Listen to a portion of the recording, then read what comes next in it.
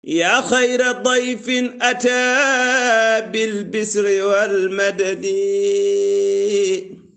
ahlan wa sahlan wa tarhiiban bilaa adadi. mu ne ba tey lii bokk na ci li Serigne Touba bindoon Ahmad ibn Cheikh Mouhamad Al Hafiz radiyallahu anhu. Serigne bi da koo tàmbalee ci salaatul fatiha di ñaan gu am solo te bari ngëneel lool te nitug yàlla ku ñuy wax Muhammad al Bakri defoon ko. Serigne Touba yi dina koy faral di jëfandikoo lu bari ci ay xasidaam muy allahumma salli ala sayyidina muhammadin al fatih lima ughliq wal khatim lima sabaq bam jeex. loolu nag li may tekki mooy rek yow yàlla nga dolli xéewal ak teraanga ci sunu sang bii di sayyidina muhammad sallallahu alayhi wa sallam, moom mi nga xam ne yaa ko may mu ubbi la tëju mottali la ko jiitu woon dimbale dëgg ci dëgg gindi jaam ñi teg leen ci sa yoonu jub wi. yow yàlla nga defal xéewal ak teraanga waa kër yonente bi sallallahu alayhi wa sallam, teraanga ju toll ne dara jaam ak dayoom bu màgg ba sallallahu alayhi wa sallam. Serigne Touba teg ci ne maa ngi xamal Ahmad ibn Cheikh Mouhamad Al Hafiz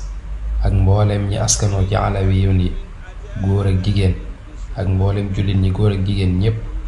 nañu xam ne rasulullahi sallallahu alayhi wa sallam ak Cheikh Ahmad Tidiane radiyallahu anhu fay nañu nuyoo Ahmad ibn Baddi. yonent bi sallallahu alayhi wa sallam teral na ko teraanga ju rëy kem na mu teralee woon mbokkam yi di Cheikh Mouhamad Al Hafiz. Serigne Touba teg ci ne te na ngeen xam ne Cheikh Ahmad Tidiane radiyallahu anhu nee na ma Ahmadu mii di doomi Cheikh Mouhamad Al Hafiz def naa ko ni ma defoon baayam teg ko fa ma tegoon baayam di Cheikh Mouhamad Al Hafiz. Cheikh Ahmad Tidiane radiyallahu anhu nee na ma képp ku jël werd ci ñaari Ahmadu yi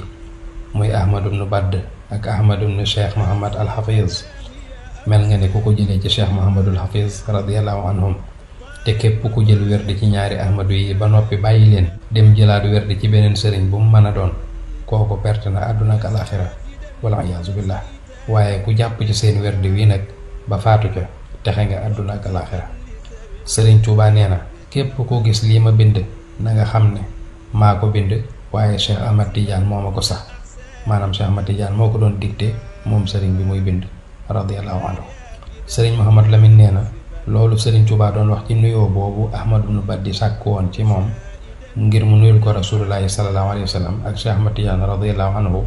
moom la Serigne Touba di leeral ci bayit yi naan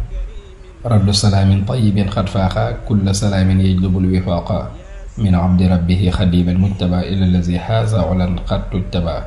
yaa ayyuha cheikhu alazimu shaani uminta min darari kulli shaani uminta min salabi xayrin fiika ila aljinaani maa muxtafika